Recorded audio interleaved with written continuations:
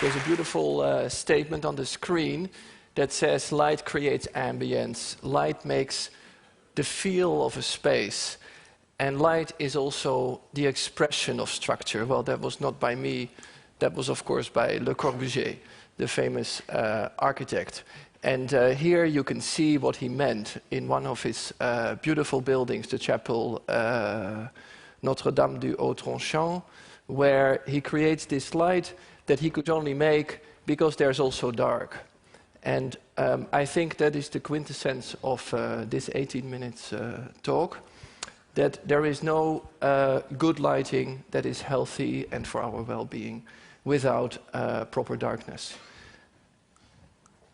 So this is how we normally would light our offices. We have codes and standards that tell us that the light should be so much lux and of great uniformity. This is how we create uniform lighting from one wall to the other in a regular grid of lamps. And that is quite different from what I just showed you from Le Corbusier. If we would apply these codes and standards to the Pantheon in Rome, it would never have looked like this. Because this beautiful light feature that goes around there all by itself can only appear because there is also darkness in that same building. And the same is more or less what Santiago Calatrava said when he said, light, I make it in my buildings for comfort.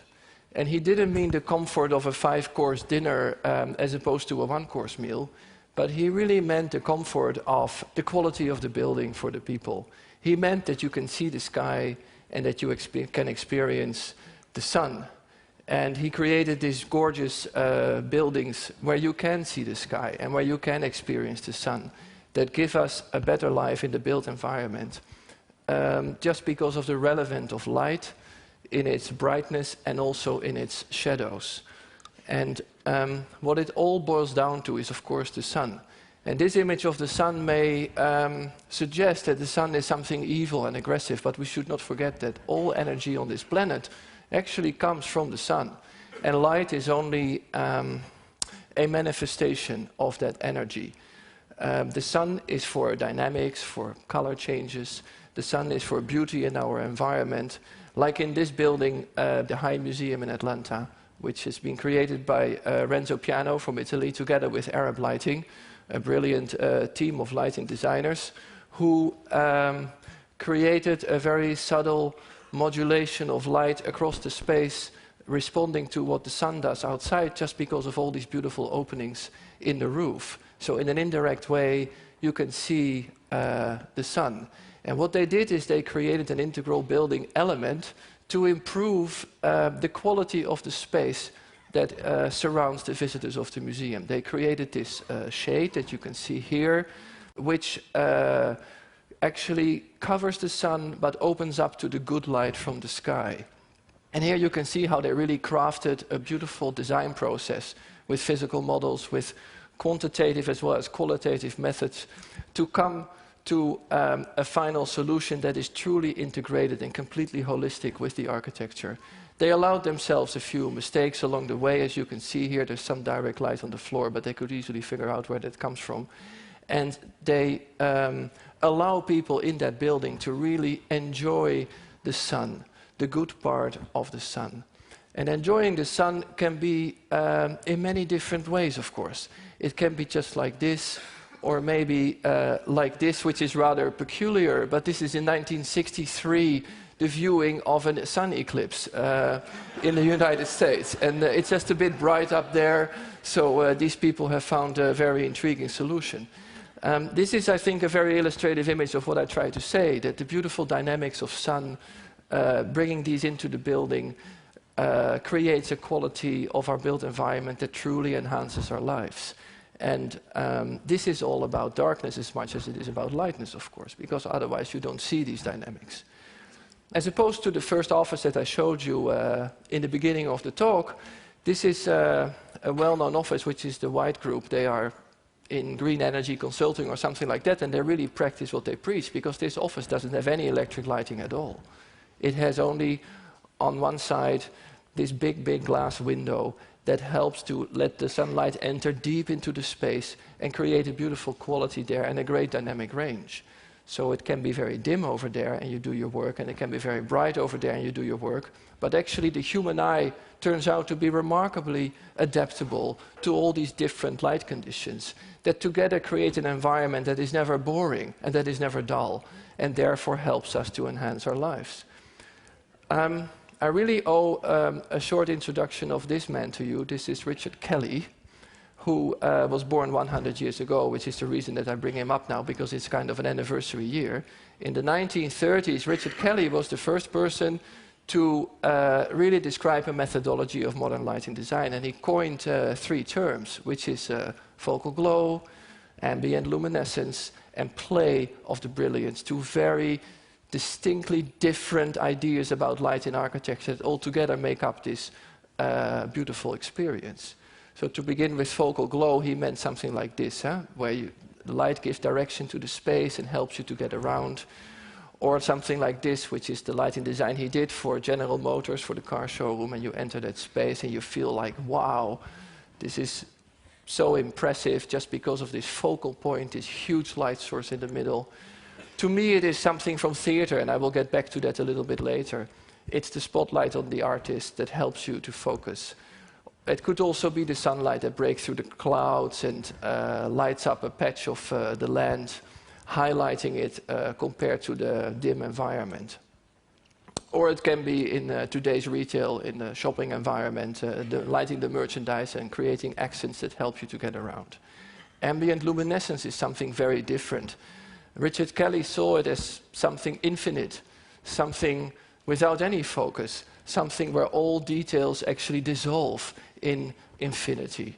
And I see it as a very comfortable kind of light that really helps us to relax and to contemplate. It could also be something like this, the National Museum of Science in London, where this blue is embracing all the exhibitions and galleries in one large gesture. And then finally, Kelly's play of brilliance added to that really some play. I think of the skyline of Hong Kong, or perhaps the chandelier in the Opera House, or in the theater here, which is the decoration, the icing on the cake, something playful, something that is just an addition to the architectural environment, I would say. These 3 distinct elements together make a lighting environment that helps us to feel better. And we can only create these out of darkness, and I will explain that further. And I guess that is something that Richard Kelly here on the left was explaining to Ludwig Mies van der Rohe. And behind them, you see that Seagram building that later turned into an icon of modern lighting design. Those times, there were some early attempts also for light therapy already. You can see here a photo from the United States Library of Medicine, where people are put in the sun to get better. It's a little bit of a different story, this health aspect of light, than what I'm telling you today. In today's modern medicine, there is a real understanding of light in a sort of almost biochemical way. And there is the idea that when we look at things, it is the yellow light that helps us the most, that we are the most sensitive for. But our circadian rhythms, which are the rhythms that help us to wake and sleep and be alert and relaxed and so forth and so on, they are much more triggered by blue light. And by modulating the amount of blue in our environment, we can help people to relax or to be alert, to fall asleep or to stay awake. And that is a way how maybe in the near future light can help hospitals to make people better sooner, recover them quicker. Maybe in the airplane we can overcome jet lag like that. Perhaps in school we can help children to learn better because they concentrate more on their work, and you can imagine a lot more applications. But I would like to talk further about the combination of light and darkness as a quality in our life. So light is of course for social interaction also, to create the relationships with all the features around us. It is the place where we gather around when we have to say something to each other. And it is all about this planet. But when you look at this planet at night, it looks like this. And I think this is the most shocking image in my talk today. Because all this light here goes up to the sky. It never reaches the ground where it was meant for. It never is to the benefit of people. It only spoils the darkness. So at a global scale, it looks like this. And I mean, that is quite amazing what you see here, how much light goes up into the sky and never reaches the ground. Because if we look at the Earth the way it should be, it would be something like this very inspiring image, where darkness is for our imagination and for contemplation, and to help us to relate to everything. The world is changing though, and urbanization is a big driver of everything. I took this photo 2 weeks ago in Gwangju, and I realized that 10 years ago there was nothing like this of these buildings. It was just a much smaller city, and the pace of urbanization is incredible and enormous. And we have to understand these main questions. How do people move through these new urban spaces?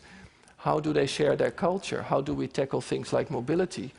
And how can light help there?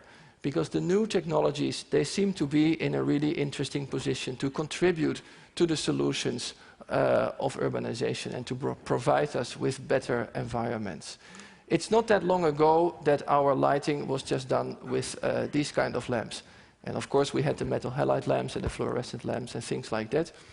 Now we have LED, but here you see the latest one, and you see how incredibly small it is. And this is exactly what offers us a unique opportunity, because this tiny, tiny size allows us to put the light wherever we really need it, and we can actually leave it out where it's not needed at all and where we can preserve darkness. So that is a really interesting proposition, I think, and a new way of lighting the architectural environment with our well-being in mind. The problem is, though, that I wanted to explain you how this really works, but I can have 4 of these on my finger, so you would not be able to really see them. So I asked our laboratory to do something about that, and they said, well, we can do something.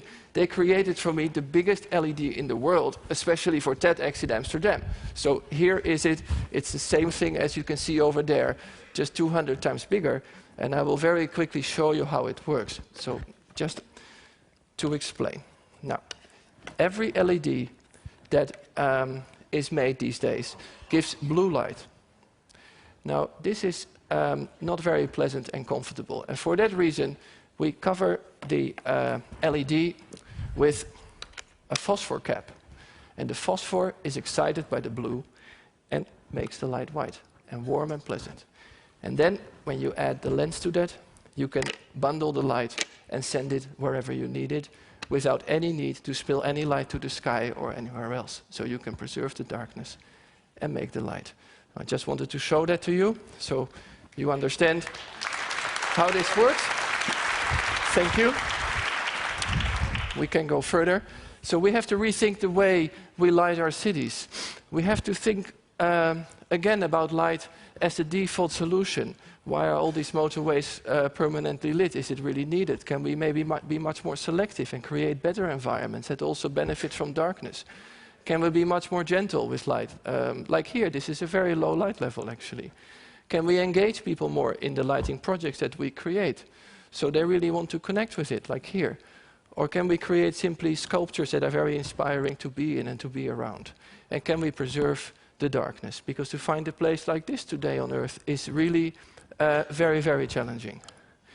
And to find a starry sky like this is even more difficult. Even in the oceans, we are creating a lot of light that we could actually ban also for animal life to have a much greater well-being. And it's known that migrating birds, for example, get very disoriented because of these offshore platforms. And we discovered that when we make those lights green, the birds, they actually go the right way. They are not disturbed anymore. And turns out once again that spectral sensitivity is very important here. In all of these examples, I think we should start making the light out of darkness and use the darkness as a canvas, like the visual artists do, like Edward Hopper in this painting. I think that this is a lot of suspense in this painting. I think when I see it, I start to think, who are those people? Where have they come from? Where are they going? What just happened? What will be happening in the next 5 minutes? And it only embodies all these stories and all this suspense because of the darkness and the light. Edward Hopper was a real master in creating the narration by working with light and dark. And we can learn from that and create more interesting and inspiring architectural environments. We can do that in commercial spaces like this, and you can still also go outside and enjoy the greatest show in the universe, which is, of course, the universe itself. So I give you this wonderful, informative image of the sky ranging from the inner city, where you may see 1 or 2 stars and nothing else, all the way to the rural environments, where you can enjoy these great and gorgeous and beautiful performance of the constellations and the stars. In architecture, it works just the same. By appreciating the darkness, when you design the light, you create much more interesting environments that truly enhance our lives. This is the most well-known example, Tadao Ando's Church of Light. But I also think of Peter Zumthor's spa in Vals, where light and dark in very gentle combinations alter each other to define the space. Or Richard McCormack's Southwark Tube Station in London, where you can really see the sky even though you are under the ground. And finally, I want to point out that a lot of this inspiration comes from theater. And I think it's fantastic that we are today experiencing TEDx in a theater for the first time, because I think we really owe to the theater big thanks. It wouldn't be such an inspiring scenography without this theater. And I think the theater is a place where we truly enhance life with light. Thank you very much.